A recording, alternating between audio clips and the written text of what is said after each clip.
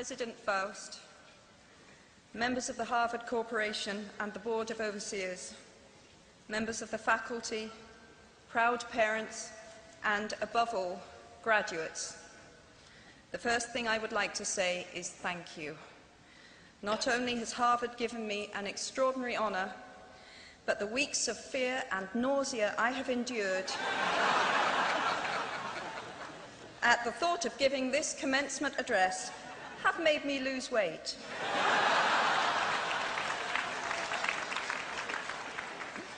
A win-win situation.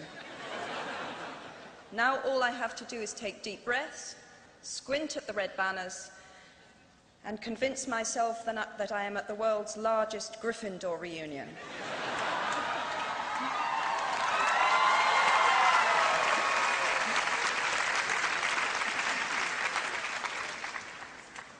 Delivering a commencement address is a great responsibility, or so I thought, until I cast my mind back to my own graduation. The commencement speaker that day was the distinguished British philosopher Baroness Mary Warnock. Reflecting on her speech has helped me enormously in writing this one, because it turns out that I can't remember a single word she said.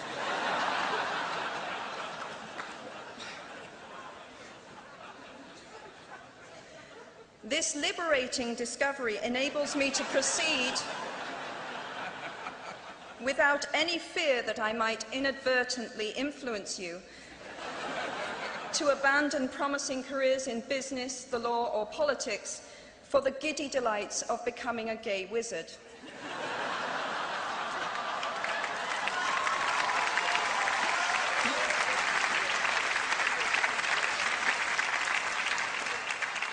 You see, if all you remember in years to come is the gay wizard joke, I've come out ahead of Baroness Mary Warnock. Achievable goals, the first step to self-improvement. Actually, I have racked my mind and heart for what I ought to say to you today. I have asked myself what I wish I had known at my own graduation, and what important lessons I have learned in the 21 years that have expired between that day and this. I have come up with two answers. On this wonderful day when we are gathered together to celebrate your academic success, I have decided to talk to you about the benefits of failure. And as you stand on the threshold of what is sometimes called real life, I want to extol the crucial importance of imagination. These may seem quixotic or paradoxical choices, but bear with me. Looking back at the 21-year-old that I was at graduation is a slightly uncomfortable experience for the 42-year-old that she has become. Half my lifetime ago, I was striking an uneasy balance between the ambition I had for myself and what those closest to me expected of me. I was convinced that the only thing I wanted to do, ever, was write novels.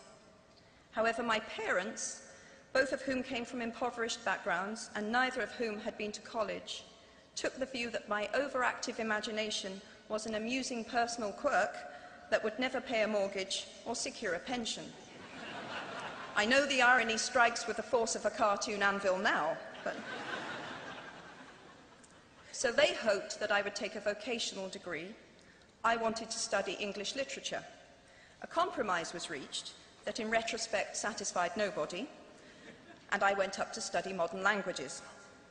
Hardly had my parents' car rounded the corner at the end of the road than I ditched German and scuttled off down the classics corridor.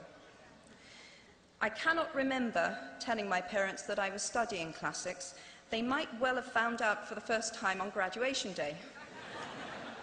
Of all the subjects on this planet, I think they would have been hard put to name one less useful than Greek mythology when it came to securing the keys to an executive bathroom.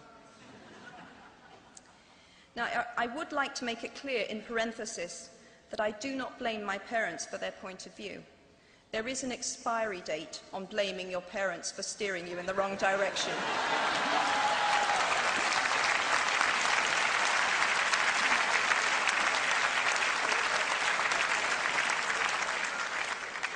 The moment you are old enough to take the wheel, responsibility lies with you. What is more, I cannot criticize my parents for hoping that I would never experience poverty. They had been poor themselves, and I have since been poor, and I quite agree with them that it is not an ennobling experience. Poverty entails fear and stress, and sometimes depression. It means 1,000 petty humiliations and hardships. Climbing out of poverty by your own efforts, that is something on which to pride yourself, but poverty itself is romanticized only by fools. What I feared most for myself at your age was not poverty, but failure. At your age, in spite of a distinct lack of motivation at university, where I had spent far too long in the coffee bar writing stories and far too little time at lectures, I had a knack for passing examinations, and that, for years, had been the measure of success in my life and that of my peers. Now, I am not dull enough to suppose that because you are young, gifted, and well-educated, you have never known heartbreak, hardship, or heartache. Talent and intelligence never yet inoculated anyone against the caprice of the fates, and I do not for a moment suppose that everyone here has enjoyed an existence of unruffled privilege and contentment. However, the fact that you are graduating from Harvard suggests that you are not very well acquainted with failure. You might be driven by a fear of failure quite as much as a desire for success. Indeed, your conception of failure might not be too far removed from the average person's idea of success. So high have you already flown. Ultimately, we all have to decide for ourselves what constitutes failure. But the world is quite eager to give you a set of criteria if you let it. So I think it fair to say that by any conventional measure, a mere 7 years after my graduation day, I had failed on an epic scale. An exceptionally short-lived marriage had imploded, and I was jobless, a lone parent, and as poor as it is possible to be in modern Britain without being homeless. The fears that my parents had had for me and that I had had for myself had both come to pass, and by every usual standard, I was the biggest failure I knew. Now, I'm not going to stand here and tell you that failure is fun. That period of my life was a dark one, and I had no idea that there was going to be what the press has since represented as a kind of fairy tale resolution. I had no idea then how far the tunnel extended, and for a long time, any light at the end of it was a hope rather than a reality. So why do I talk about the benefits of failure? Simply because failure meant a stripping away of the inessential. I stopped pretending to myself that I was anything other than what I was, and began to direct all my energy into finishing the only work that mattered to me. Had I really succeeded at anything else, I might never have found the determination to succeed in the one arena where I believed I truly belonged.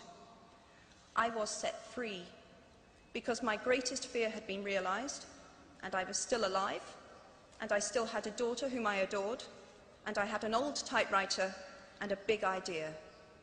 And so rock bottom became the solid foundation on which I rebuilt my life. You might never fail on the scale I did, but some failure in life is inevitable. It is impossible to live without failing at something, unless you live so cautiously that you might as well not have lived at all, in which case you fail by default. Failure gave me an inner security that I had never attained by passing examinations. Failure taught me things about myself that I could have learned no other way. I discovered that I had a strong will and more discipline than I had suspected. I also found out that I had friends whose value was truly above the price of rubies. The knowledge that you have emerged wiser and stronger from setbacks means that you are, ever after, secure in your ability to survive. You will never truly know yourself, or the strength of your relationships until both have been tested by adversity. Such knowledge is a true gift for all that it is painfully won, and it has been worth more than any qualification I ever earned. So given a time turner, I would tell my 21-year-old self that personal happiness lies in knowing that life is not a checklist of acquisition or achievement. Your qualifications, your CV, are not your life, though you will meet many people of my age and older who confuse the two. Life is difficult and complicated and beyond anyone's total control, and the humility to know that will enable you to survive its vicissitudes. Now, you might think that I chose my second theme, the importance of imagination, because of the part it played in rebuilding my life, but that is not wholly so. Though I personally will defend the value of bedtime stories to my last gasp, I have learnt to value imagination in a much broader sense. Imagination is not only the uniquely human capacity to envision that which is not, and therefore the fount of all invention and innovation. In its arguably most transformative and revelatory capacity, it is the power that enables us to empathise with humans whose experiences we have never shared.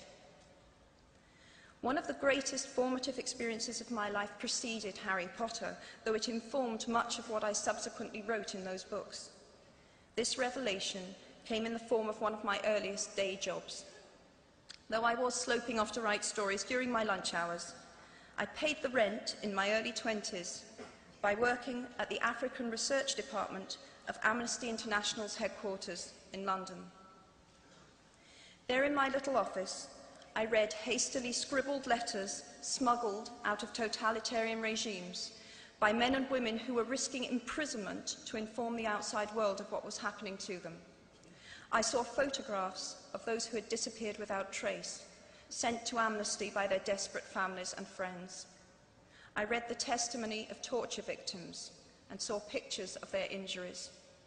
I opened handwritten, eyewitness accounts of summary trials and executions, of kidnappings and rapes. Many of my co-workers were ex-political prisoners, people who had been displaced from their homes or fled into exile because they had the temerity to speak against their governments. Visitors to our offices included those who had come to give information or to try and find out what had happened to those they had left behind.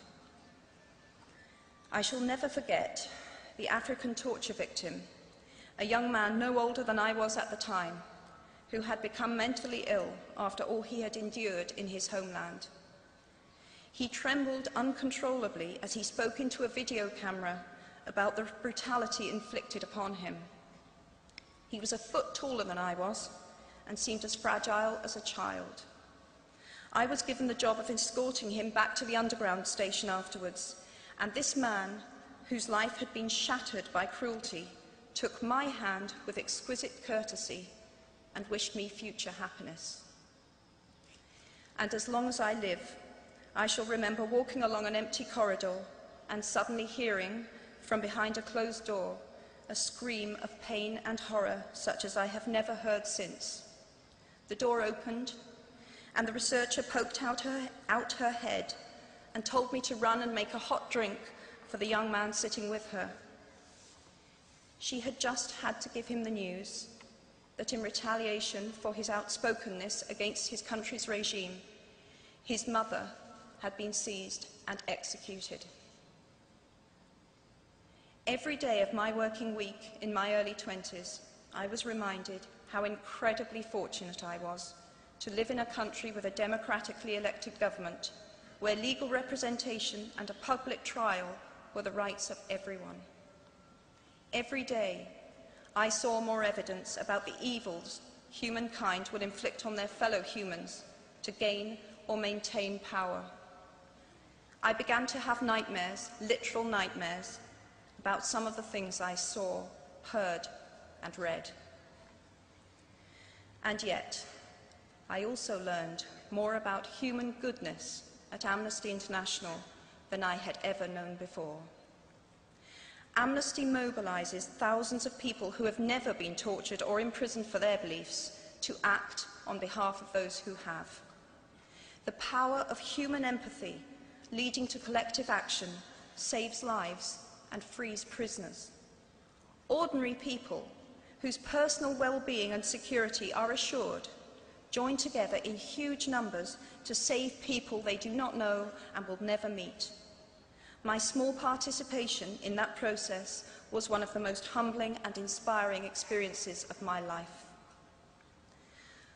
Unlike any other creature on this planet, human beings can learn and understand without having experienced. They can think themselves into other people's places. Of course, this is a power, like my brand of fictional magic, that is morally neutral. One might use such an ability to manipulate or control just as much as to understand or sympathise. And many prefer not to exercise their imaginations at all. They choose to remain comfortably within the bounds of their own experience, never troubling to wonder how it would feel to have been born other than they are. They can refuse to hear screams or peer inside cages. They can close their minds and hearts to any suffering that does not touch them personally. They can refuse to know. I might be tempted to envy people who can live that way, except that I do not think they have any fewer nightmares than I do. Choosing to live in narrow spaces leads to a form of mental agoraphobia, and that brings its own terrors. I think the willfully unimaginative see more monsters. They are often more afraid.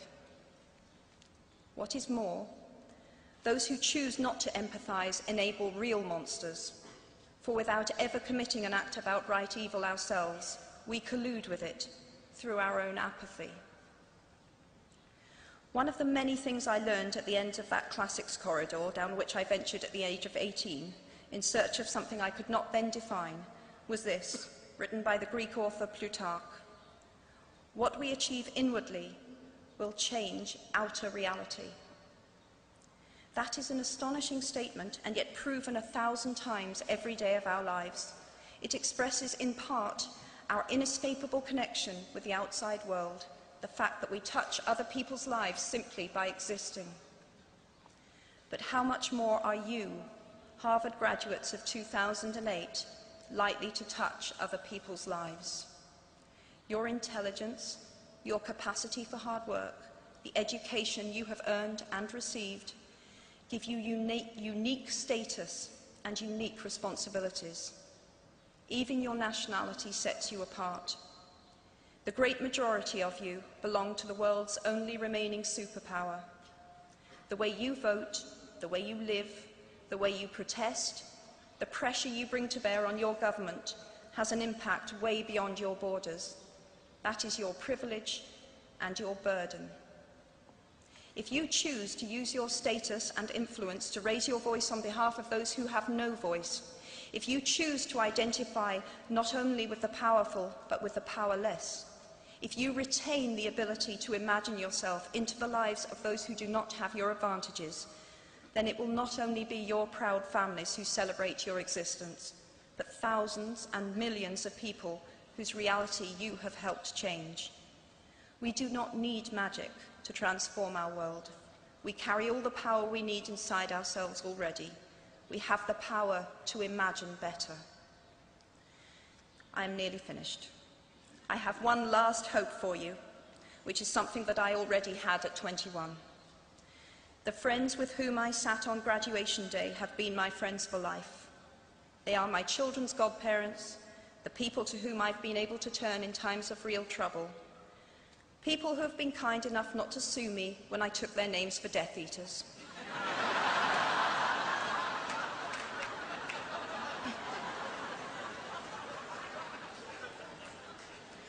At our graduation, we were bound by enormous affection, by our shared experience of a time that could never come again, and of course, by the knowledge that we held certain photographic evidence that would be exceptionally valuable if any of us ran for Prime Minister.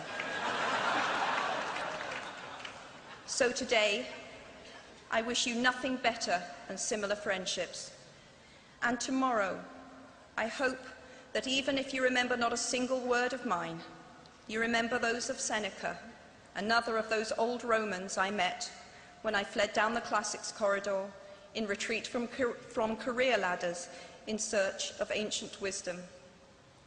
As is a tale, so is life. Not how long it is, but how good it is what matters. I wish you all very good lives. Thank you very much.